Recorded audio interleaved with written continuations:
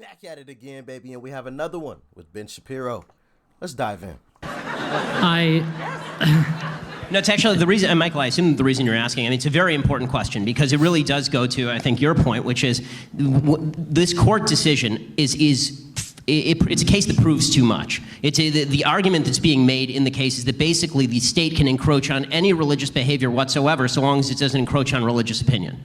And that's the problem with the case in and of itself. And I think that the point that you're making, Michael, is that people who use this case as a case against the exercise of religious freedom in the public square in terms of action are the same people, in large part, who are saying that the state has no right to regulate, for example, gay marriage, which is a completely illogical position. So you have to believe that either the state has to make provision and make room for religious liberty in exercise, or you have to believe that the state has the power to basically compel whatever behavior it seeks so long as it doesn't affect opinion. Okay. Now, I think we've made everything clear here. Let me assure you that the issue of same-sex marriage is going to return. So we will be able to readdress. The government have the power to regulate your religious behavior if the government feels that it violates its morality. That's really the central conflict that we're talking about here. And the problem is that as the government decides that it can regulate particular behaviors, and this is the point that I was making at the very beginning, as the government decides it can regulate particular behaviors, the sphere of religious liberty is going to shrink to exactly what Chief Justice Waite said there. It's going to shrink smaller and smaller and smaller until the only thing that you can do, religiously speaking, is think about your religion and maybe pray in your own home. Well, so you're attributing that to Waite, but it's what Thomas Jefferson said, and I say that not because Thomas Jefferson wasn't in fact a deity, but to call attention to the fact that this conversation goes way back in America's history. We have struggled with it for an incredibly long time, and if you look, for example, at this opinion, what Waite did say is he talks about the government being able to regulate behavior that is relevant to social duties and order. Which is a malleable term, and this is why I think both Jefferson and Waite are wrong. Let me just break in. I think you're being when you start regulating things, it has to be very specific. I agree with Ben. You can't just say this kind of vague statement to try to regulate individuals because then you can interpret it however you want to. You better be specific with any type of regulation you want to apply, or I'm going to be against it. Be specific, because I know in the end it could come back to hurt us all if it's not very specific in what it says. Not only for us to abide by the rule, but also them not taking advantage of the rule by just interpreting it however they want to. Slightly paranoid. I don't know who you're talking about. In America, you can change your religion. You can have no religion. You can, do they smoke peyote? You can smoke peyote as a religious right? For goodness sakes, man. Move to Egypt. But I can't open a flower shop, can I? Move to Pakistan. Move to Saudi Arabia. Then you can complain. And I, for one, think America is a fantastic country. And you know, as a liberal, right, that's what you say about me. No, I think you're a leftist. And most liberals are self-hating Americans, right? I love America, and I teach American religion, and I will stand up for what we have built. But you'll shut down my business if I don't serve a cake to a gay couple. As a great culture with great religious liberty. But you will shut down my business if I don't serve a cake to a gay wedding. Pardon me? But you'll shut down my business if I don't serve a cake to a gay wedding. I can assure you we'll be getting to shutting down businesses Give me an example. as a result. Give me an example. I'll give you an example of that exact example. Just a second. Oh, what? What example do you need? He just said it. Which tells me he doesn't have a great answer, which is why he said that BS. I gotta call him out on it. I don't know who this gentleman is, but whoever he is, I gotta call him out on this BS. He knows he didn't have a good answer. You're going to shut me down because I don't serve a cake to a gay wedding? And he paused. He just sat there quiet. He was thinking. You could tell he was sitting there thinking. And then he finally said, "Give me an example." He already did. What do you need some made up names to go along with it or what? Like, I don't know what you mean. Like, that doesn't make any sense. Give me an example. I'll give you an example of that example. later. That exact example. Just a second. Yeah, we will have those some examples coming up. But follow up, Dr. Wellman, you just said Ben shouldn't complain because we're not Egypt or Saudi Arabia. Wouldn't it be a good idea? Doggone right. Wouldn't it be a good idea to? And also, I hate that too. So we should just sit back and shut up simply because things are worse somewhere else. That doesn't make any sense. Sheesh. Yeah, wouldn't it be a good idea? Doggone right.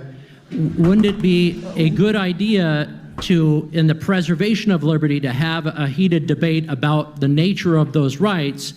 Because the same argument could be made for any given homosexual couple or any given far-left couple or any non-Muslim faith in the United States that they don't live in Egypt or Saudi Arabia either, so therefore they shouldn't complain.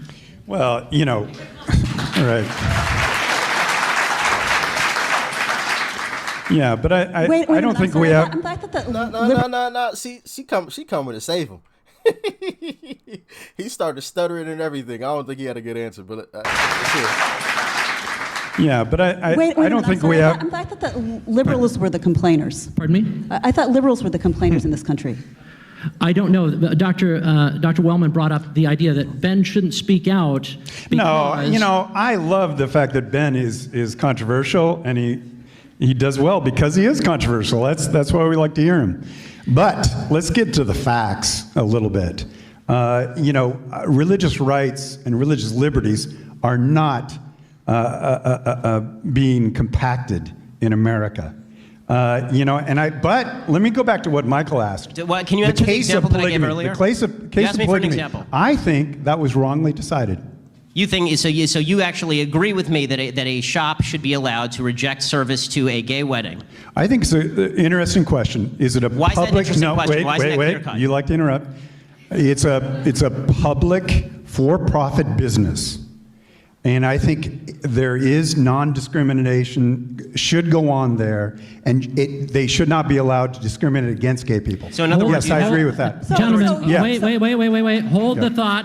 I assure you, we will have a specific example that we'll be getting to later on that, so I'm drawing the line.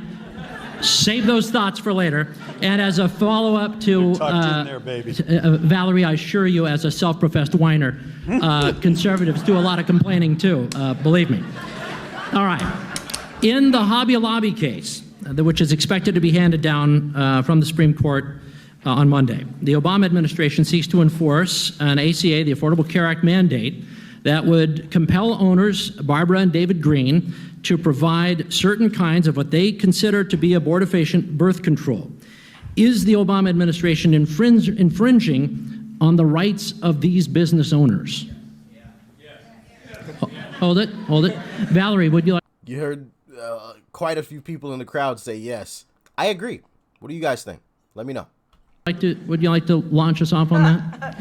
I'd love to, because our system of jurisprudence for... Pay for insurance they do not choose to pay for. There's nothing preventing someone from getting health insurance that covers abortions or abortifacients or anything else. And this is sort of the point, I think, is that when you look at the word imposition is being thrown around a lot. Imposition. That people are imposing their beliefs on others. There's only one group in this country that is using the government to impose their beliefs on others at the point of a gun, and that is not Hobby Lobby. Hobby Lobby is involved in a consensual relationship between the employer and the employee.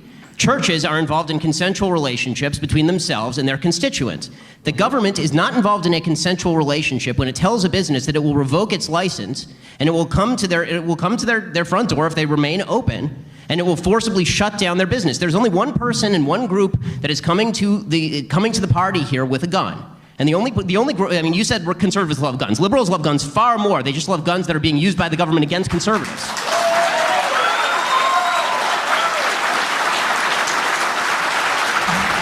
Let me, I think this is- Dr. Wellman, let me add something to the conversation because it's very much related. Can I get in? Absolutely, but it's related, so you'll be able to jump in right afterward, no problem.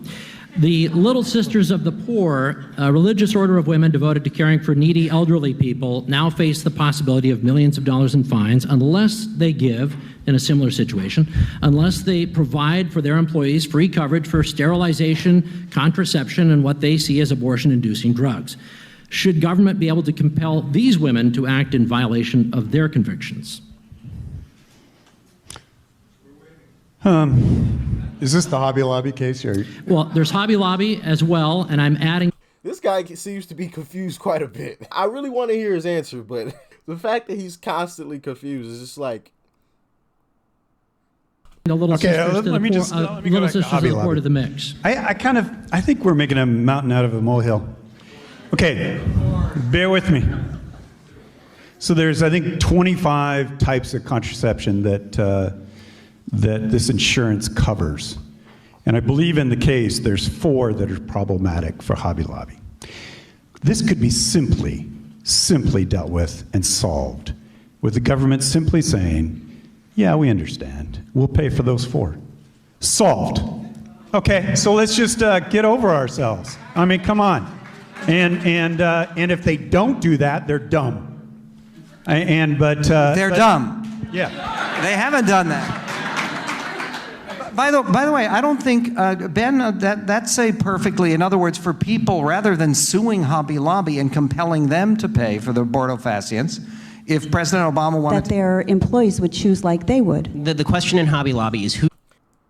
I think insurance is more of a privilege and not a right. Since the reason why I say that is because we have options. You have options as far as where you want to work, what you want to do. You can create your own business. Not saying it'll be successful. That's up to you. If you create a product or a service that people want to purchase, then you're good to go. You can create your own business, pay for your own private insurance, and no problem. And that's the reason why I say it's not necessarily up to the business to provide you with the specific type of insurance that you, smack the mic, that you specifically want. The fact that we have options. But y'all let me know how you feel. Maybe my logic is wrong on that, or my thinking is wrong, so let me know. If President Obama wanted That their employees would choose like they would. The question in Hobby Lobby is whose freedom is being infringed upon. Employees' freedom is not infringed upon when they enter into a consensual relationship with an employer that includes certain types of health care. Not consensual. Of There's course a it is. They power can quit. difference. Who is forcing them? Where is the gun? Where is the gun? Who is forcing them? Where is the chain? Who is locking them to their Stop desk? with the gun language. It's consensual. The reason that I use the gun language is because it is vitally important for people to understand that every government measure at the end of the day it must be compelled by force. That's what government measures are for. There is a vast difference, a huge difference in terms of personal liberty and freedom between the government compelling behavior and a company saying that we are not going to provide certain types of coverage, and if you don't like that, you can quit or buy your own coverage. There's a vast difference. The gun's the whole issue. Health insurance is an earned benefit. It's not given for free to employees. They earn it. Should your employer be able to decide how you spend your money? It is, Hold up. Hold on. Earn 1 second. Earned from whom? Okay, I may think that I earn twice the salary that I get from this radio station. That doesn't mean that I have an earned benefit from the radio station for twice what they're willing to pay me. It's always a consensual relationship. You pay for your health care. Well, first of all, I do because it was negotiated in the contract that I signed, in which I voluntarily engaged. And if I don't like that, I can quit tomorrow.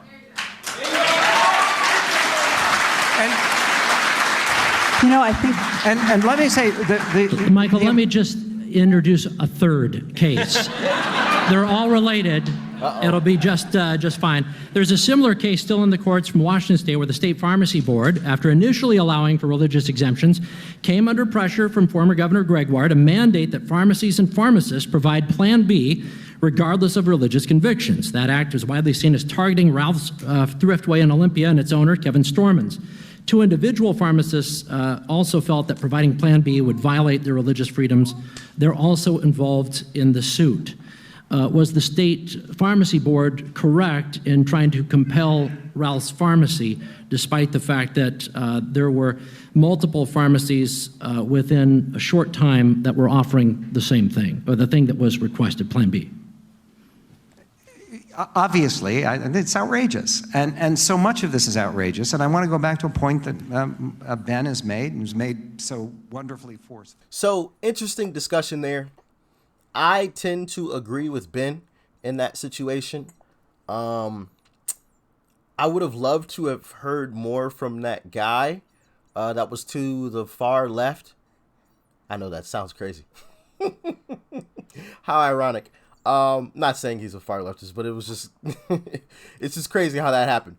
But no, all seriousness, I just felt like he didn't have great responses. Maybe he just wasn't prepared.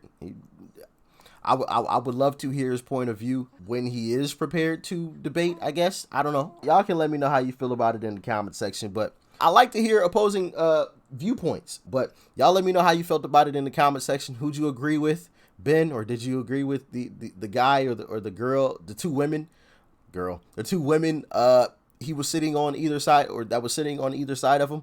Let me know in the comment section below. Like, share, comment, and of course, hit that subscribe button before you go. It's right up over there.